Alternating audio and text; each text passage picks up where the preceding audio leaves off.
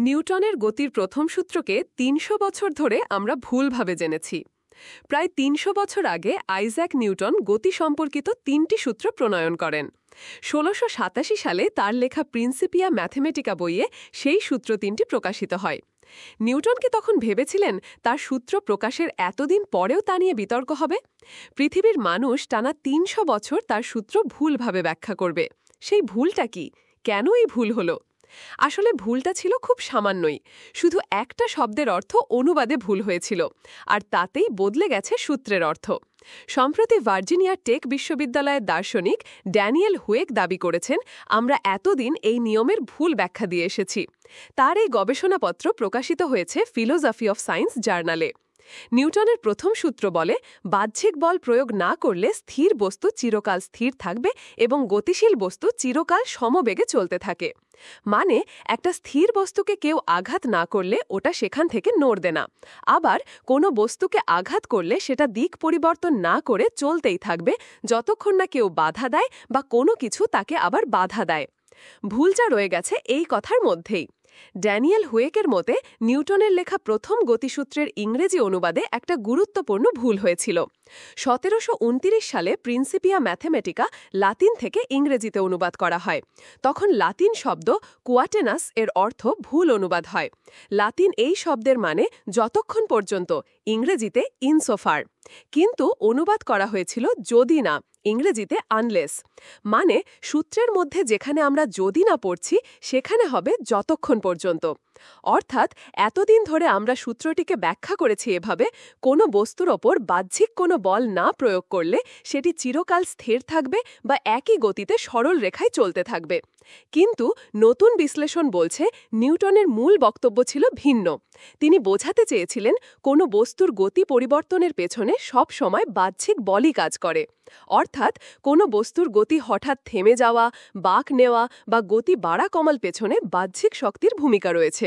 আরও সহজভাবে বললে, পৃথিবীর প্রতিটি জিনিসই বাহ্যিক বলের কারণেই গতির পরিবর্তন ঘটায়।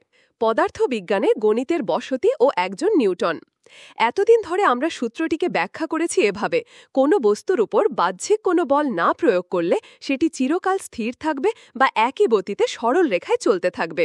কিন্তু নতুন বিশ্লেষণ বলছে নিউটনের মূল বক্তব্য ছিল ভিন্ন। তিনি বোঝাতে চেয়েছিলেন কোনো বস্তুর গতি পরিবর্তনের পেছনে সব সময় বাহ্যিক বলই কাজ করে।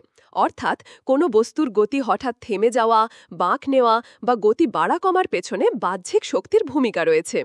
আরও সহজভাবে বললে, পৃথিবীর প্রতিটি জিনিসই বাহ্যিক বলের কারণে গতির পরিবর্তন ঘটায়। পদার্থবিজ্ঞানে গণিতের বসতি।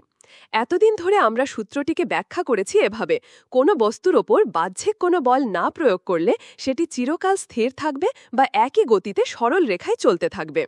কিন্তু নতুন বিশ্লেষণ বলছে নিউটনের মূল বক্তব্য ছিল ভিন্ন। তিনি বোঝাতে চেয়েছিলেন কোনো বস্তুর গতি পরিবর্তনের পেছনে সব সময় বাহ্যিক বলই কাজ করে। অর্থাৎ কোনো বস্তুর গতি হঠাৎ থেমে যাওয়া, বাঁক নেওয়া বা গতি বাড়া কমার পেছনে বাহ্যিক শক্তির ভূমিকা রয়েছে। আরও সহজভাবে বললে, পৃথিবীর প্রতিটি জিনিসই বাহ্যিক বলের কারণে গতির পরিবর্তন ঘটায়। পদার্থবিজ্ঞানে গণিতের বসতি। এতদিন ধরে আমরা সূত্রটিকে ব্যাখ্যা করেছি এভাবে, কোনো বস্তুর ওপর বাহ্যিক কোনো বল না প্রয়োগ করলে সেটি চিরকাল স্থির থাকবে বা একই গতিতে সরল রেখায় চলতে থাকবে। কিন্তু নতুন বিশ্লেষণ বলছে নিউটনের মূল বক্তব্য ছিল ভিন্ন। তিনি বোঝাতে চেয়েছিলেন কোনো বস্তুর গতি পরিবর্তনের পেছনে সব সময় বাহ্যিক বলই কাজ করে। অর্থাৎ কোনো বস্তুর গতি হঠাৎ থেমে যাওয়া, বাঁক নেওয়া বা গতি বাড়া কমার পেছনে বাহ্যিক শক্তির ভূমিকা রয়েছে। আরও সহজভাবে বললে, পৃথিবীর প্রতিটি জিনিসই বাহ্যিক বলের কারণে গতির পরিবর্তন ঘটায়। পদার্থবিজ্ঞানে গণিতের বসতি। এতদিন ধরে আমরা সূত্রটিকে ব্যাখ্যা করেছি এভাবে, কোনো বস্তুর ওপর বাহ্যিক কোনো বল না প্রয়োগ করলে সেটি চিরকাল স্থির থাকবে বা একই গতিতে সরল রেখায় চলতে থাকবে। কিন্তু নতুন বিশ্লেষণ বলছে নিউটনের মূল বক্তব্য ছিল ভিন্ন। তিনি বোঝাতে চেয়েছিলেন কোনো বস্তুর গতি পরিবর্তনের পেছনে সব সময় বাহ্যিক বলই কাজ করে। অর্থাৎ কোনো বস্তুর গতি হঠাৎ থেমে যাওয়া, বাঁক নেওয়া বা গতি বাড়া কমার পেছনে বাহ্যিক শক্তির ভূমিকা রয়েছে। আরও সহজভাবে বললে, পৃথিবীর প্রতিটি জিনিসই বাহ্যিক বলের কারণে গতির পরিবর্তন ঘটায়। সূত্র সায়েন্স অ্যালার্ট। গ্রন্থনা অধ্যাপক মহসিন আলী আঙ্গুর, সম্পাদক ও প্রকাশক মুজিবনগর খবর.com, মেহেরপুর।